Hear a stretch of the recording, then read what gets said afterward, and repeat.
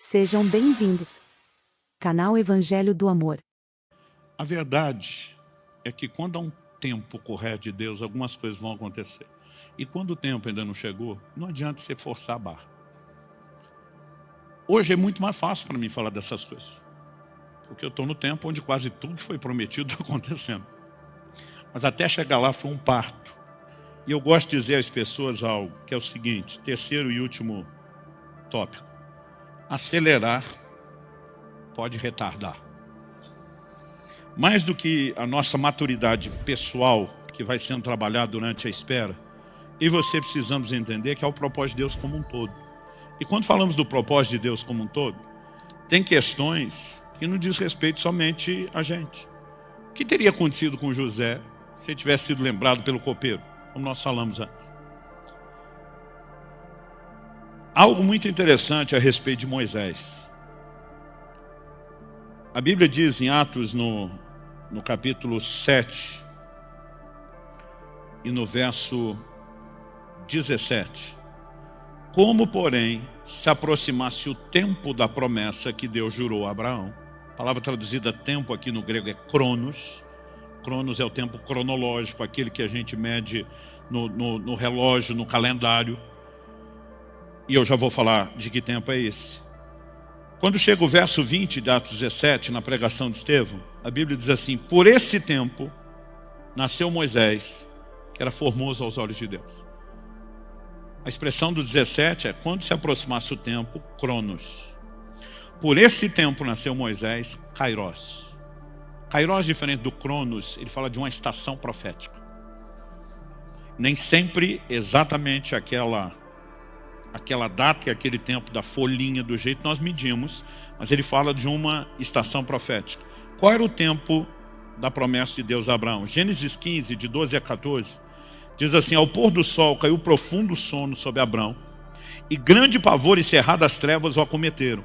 Então lhe foi dito: sabe com certeza que a tua posteridade será peregrina em terra alheia, será reduzida à escravidão e será afligida por 400 anos.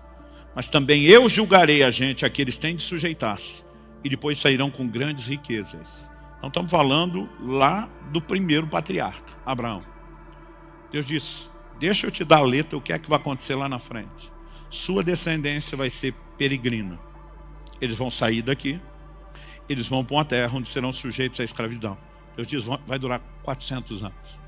Deus diz: depois eu vou julgar aqueles que os sujeitaram. Eles vão sair de lá com grandes riquezas. Eles vão voltar para Canaã. Então Deus falou. O texto diz: quando se aproximava o tempo que Deus falou a Abraão. Qual era o tempo? 400 anos. A Bíblia diz: por esse tempo e nessa estação profética nasceu Moisés. Quando você lê o livro de Êxodo, aliás, isso é repetido não só em Êxodo, mesmo no livro de Hebreus, o tempo todo a Bíblia diz: nasceu Moisés, que era formoso. A Bíblia só diz isso. Eu lembro que eu ficava olhando para esse texto e dizendo: e quem é a mãe? Não vou dizer o pai, porque os pais a gente tem que observar que às vezes eles têm uma dificuldade de ver beleza em criança. Mas quem é a mãe que vai olhar para o filho que nasce e não acha bonito? Nós, os pais, a gente acha que nasce com um cara de joelho amassado. O meu, quando eu vi todo coberto de placenta, de sangue, a primeira coisa que eu pensei não foi que coisa mais linda. Foi assim: eu amei essa coisinha feia. Só que é só Estevão que vai dar esse detalhe que ninguém deu, que diz que ele era formoso aos olhos de Deus. O que a Bíblia está dizendo é que eles viram uma beleza diferente. Eles viram que o menino era atraente, mas era uma percepção. Ele vai servir a um plano divino.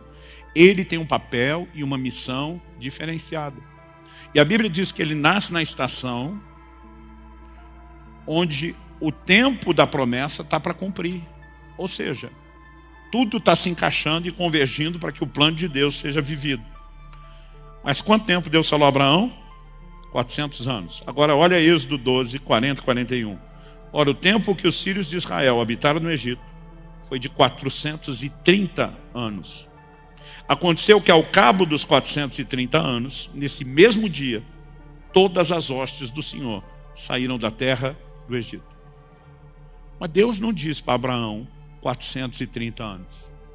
Deus disse para Abraão, o tempo que eu determinei são 400 anos. Daí eles voltam. Só que eles saíram 30 anos atrasados. A pergunta é por quê?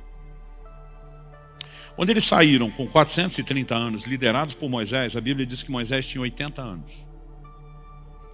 Agora, quando Moisés tinha 40 anos de idade, então 40 anos antes, ele saiu logo no ano 390 da escravidão. O que é que aconteceu? A Bíblia diz que o Moisés sai da corte de Faraó para visitar os seus irmãos e vê um egípcio oprimindo um do seu povo. Ele toma as dores e mata o egípcio. Quando você lê a pregação de Estevão, você vai ler exatamente assim: Moisés cuidava que os seus irmãos haveriam de entender que por meio dele Deus daria livramento a Israel. Mas eles não entenderam. Ele tinha certeza. Esse cara começou a olhar e dizer: meu nascimento, o tempo onde acontece, a forma como tudo aconteceu, quando os pais tinham que rejeitar os filhos, quando os filhos homens deveriam morrer, a maneira como eu fui acolhido, treinado na casa de Faraó, com todo o treinamento para ser um líder. Deus vai usar isso tudo, ele tem um plano e um propósito. A ficha do cara caiu, ele entendeu. Mas ele ainda não estava no tempo certo. E o texto diz, ele cuidava que seus irmãos entenderiam, mas eles não entenderam. Um dia desse alguém me perguntou, falou: pastor, por que o senhor acha que tem tanta gente rachando, dividindo igreja por aí? O senhor acha que essas pessoas não são chamadas para o ministério? Eu falei, normalmente são. O problema não é falta de chamado. O problema é não esperar a hora do reconhecimento. É tentar fazer acontecer. O cara tem tanta convicção do chamado que ele não entende que o reconhecimento é um conjunto de fatores que ele flui dentro do tempo de Deus. E muitas vezes essa impaciência, ela custa caro. Então faltava 10 anos para o prazo divino terminar. E o Moisés diz, eu sou o cara, Deus vai me usar, ele não pode esperar. Mas aí o que acontece? Quando ele mata o egípcio, e o faraó fica sabendo, e diz, espera aí, o meu neto, adotado, criado em casa, está se virando contra nós para defender esse povo. Ele tenta matar Moisés, e Moisés vaza. 40 anos se passaram. Agora, no ano 430, Deus aparece para Moisés na sarça. O que é que Deus disse para Moisés na sarça? Finalmente já morreram aqueles que queriam te matar. Em outras palavras, finalmente a poeira baixou. A confusão que você fez, cabeção, baixou só agora. Vamos retomar o plano. E porque ele não quis esperar 10 anos, ele não só esperou 40, mas o povo inteiro perdeu 30 anos a mais. Quando eu fico olhando para as escrituras, uma convicção que me vem, que eu acho que isso é sinal que a gente está amadurecendo, é que acelerar muitas vezes pode retardar. Eu fico olhando para muita coisa que ao longo da minha caminhada era aquele desespero, vamos resolver, vamos fazer acontecer, vamos. E muitas vezes a gente cria problemas, dificuldades, e para resolver isso, no final das contas, se gasta muito mais tempo, se tem muito mais desgaste do que se a gente soubesse esperar no Senhor. Então, eu preciso trazer uma palavra ao coração de vocês hoje e chamar você ao entendimento de confiança em Deus. O meu e o seu destino não está na mão das pessoas. O que José pensou quando seus irmãos venderam?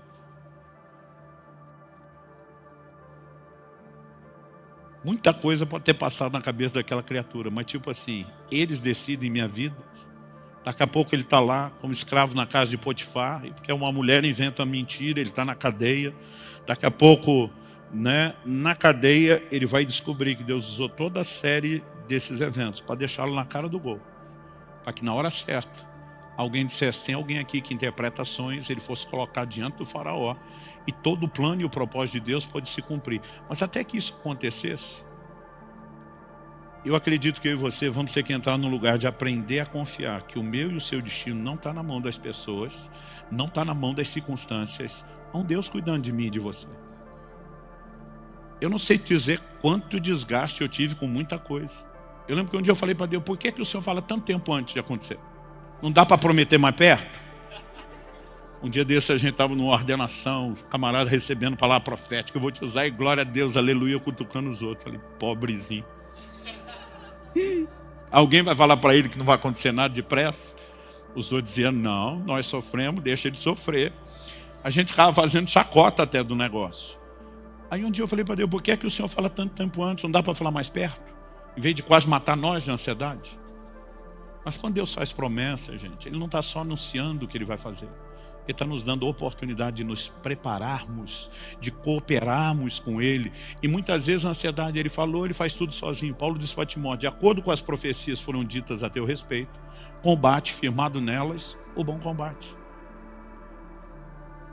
E acho que uma coisa boa de quando você já tem um certo tempo de caminhada com Deus, é que você começa a entender não só que há processos, que eles requerem tempo, mas a importância do tempo para que eu e você possamos amadurecer. Algo que eu ficava me perguntando para Deus, por que é que o Senhor me chamou para pastorear uma igreja local? O seu chamado inicial era para servir o corpo de Cristo. A sensação que eu tinha era dizer, o Senhor me fez sentir o gosto, me cortou o barato de tudo isso, me confinou dentro de uma estrutura que não me permite viver o chamado. Hoje você sabe o que eu mais ouço dos pastores? Andando pelo Brasil e mesmo fora. A turma diz, Subirá, se você não tivesse sido um pastor local, você não seria tão útil para a igreja hoje. Você não teria noção do que é a realidade da igreja hoje. Ao mesmo tempo, a gente começa a entender depois, várias coisas você diz, não é que Deus estava certo? Como sempre está. Então assim, eu queria provocar uma resposta de fé no seu coração, de que há um Deus cuidando de mim e de você. E que a gente pode se abandonar aos cuidados dele sem restrição de confiança. Dizendo, ele vai fazer a seu tempo, a sua forma, a sua maneira, o que tiver ao meu alcance eu faço, no sentido de me preparar, de orar, de estar disposto, de viver, né, cada etapa servindo a Deus da melhor maneira possível. Então você olha para o José, ele está como escravo na casa de Potifar. A Bíblia diz que ele virou chefe dos escravos. Qual era o chamado dele? Governo, liderança. Aí o cara diz, estou aqui como escravo, vamos começar treinando aqui. Vou ser chefe de escravo. Quando ele vai para a prisão, a Bíblia diz que ele virou chefe dos presos. O cara está treinando em todos os níveis para viver aquilo que Deus tem. O que eu e você não podemos é esperar sentado, fazendo nada. Mas assim, sem acelerar, sem concorrer com Deus, mas cooperando com Ele, se permitindo ser trabalhado, isso vai fazer toda a diferença. Hoje, quando eu vejo algumas coisas acontecendo, eu falo, Senhor, Hebreus 6,10 diz que Deus não é injusto para se esquecer do trabalho, né, que nós fizemos, do amor que demonstramos para com os santos. Essa argumentação de que Ele não é injusto precisa estar no meu e no seu coração. Tem coisas que eu e você fazemos que a gente fica perguntando, ninguém viu, ninguém percebeu, vai ficar por isso mesmo? Mais do que o tio de Esther livrou a cara do rei, ficou sabendo de uma conspiração contra o imperador que dominava o mundo dos seus dias, e ninguém fez nada para agradecer. Só que um dia o imperador perde o sono. Não tinha internet, não tinha televisão. Aí o cara decide ler as crônicas do reino e pede para alguém trazer. O cara abre lá justamente o episódio que fala do Mardoqueu desbaratando a conspiração. O rei pergunta, o que é que foi feito para agradecer esse homem? O cara diz, não foi feito nada. Como nada? Não pode ficar sem gratidão. Pois é, mas se tivesse alguma recompensa, estava escrito. Aí o rei diz, nós temos que corrigir o erro. E ele acorda decidido a arrumar coisa. Aí chega Amã, o maior inimigo de Mardoqueu, que já fez tudo, né, para simplesmente tirar o Mardoqueu do cenário, para matá-lo. E o rei pergunta para Amã, o que a gente deve fazer ao homem de quem o rei se agrada? O besta achando que era com ele. Falou, pegue seus principais oficiais, bote ele no seu cavalo, com o seu manto, com a sua coroa, e o principal dos seus oficiais fique proclamando a grandeza dele. O rei olhou para o Amã e falou, o principal dos oficiais é tu. Mas o cara que eu quero honrar é mais do que eu. E aí de repente você olha, tudo aquilo que parecia esquecido, na verdade estava guardado, armazenado, para que na hora certa o crédito pudesse ser colhido. Há um Deus cuidando de mim e de você. E a gente não precisa ficar ansioso com absolutamente nada. Você recebe essa palavra? Vamos ficar em pé para parecer que está acabando.